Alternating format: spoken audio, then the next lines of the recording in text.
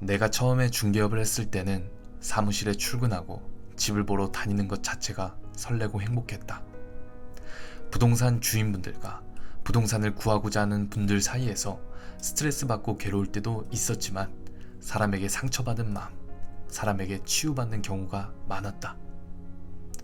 손님이 없을 때는 때려치우고 싶다가도 계약이 나오고 돈도 벌고 일이 잘 될 때는 기세등등 하였다가 다시 또 일이 없고 한가할 때는 끝이 없는 매너리즘 속에서 무기력하고 일하기 싫고 부정적인 마음들과 온갖 핑계, 남 탓이 난무했다.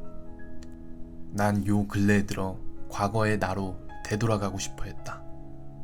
마음이 가볍고 아무 생각 없이 편하게 사람들을 만나고 부동산을 즐겁게 보러 다녔을 그때를 말이다.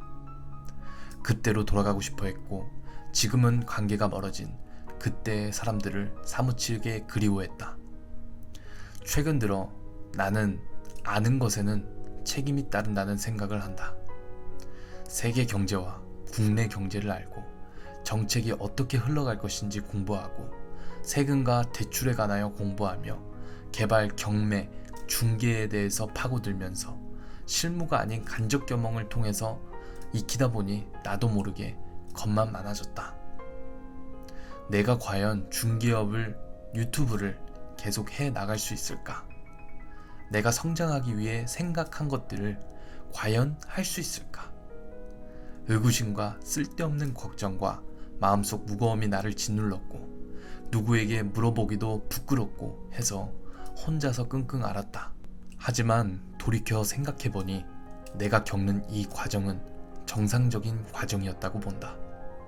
알게 되면 하면 안 되는 것을 알게 되고 그렇다면 어떻게 대처해야 하는지까지 알게 되기 때문이다. 중개사는 스스로를 보호하며 중개를 해야 한다. 그렇지 않으면 고객도 나도 보호할 수 없게 되기 때문이다. 그렇기 때문에 등기부상 하자와 등기부에 표시되어 있지 않은 하자를 파악하는 방법을 알게 되고 위험을 어떻게 피하고 대처하는지까지 알게 된다. 또한 부자분들과 대화를 하기 위해서는 알아야 할 수밖에 없다. 부를 이루신 자산가분들은 특유의 여유로움과 식견, 경제에 대해서 유식하며 카리스마가 넘친다. 자산가분들은 언제나 금리와 세금, 투자에 관하여 관심이 많다.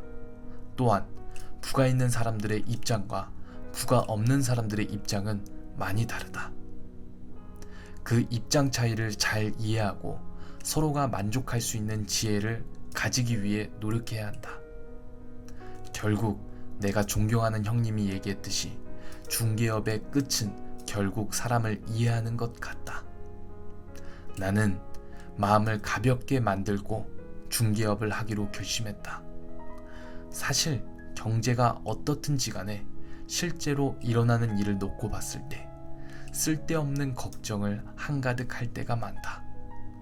아직 일어나지도 않은 일에 대해서 걱정하는 것은 큰 시간 낭비다. 시간 낭비를 줄이고 걱정과 고민을 해소하기 위해서는 어떻게 해야 할까? 걷고 움직여야 한다. 걷고 움직이면 뭔가를 행동하게 되면 내가 가지고 있던 생각을 없앨 수 있게 된다. 그냥 하는 게 최고인 것 같다.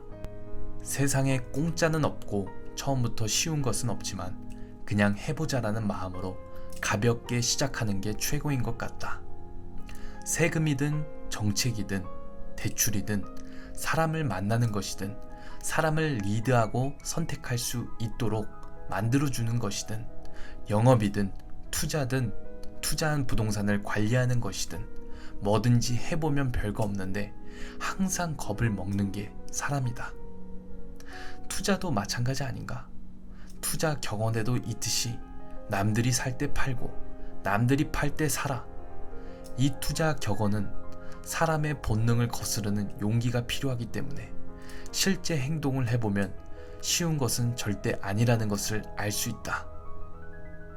그래서 부자는 아무나 될 수는 없는 것 같다. 하지만 꾸준히 시장을 보고 시장을 이기려고 하기보다는 시장의 흐름을 읽으면서 기회를 노리는 게 가능하다는 것을 알게 된다. 누가 처음부터 잘하겠는가?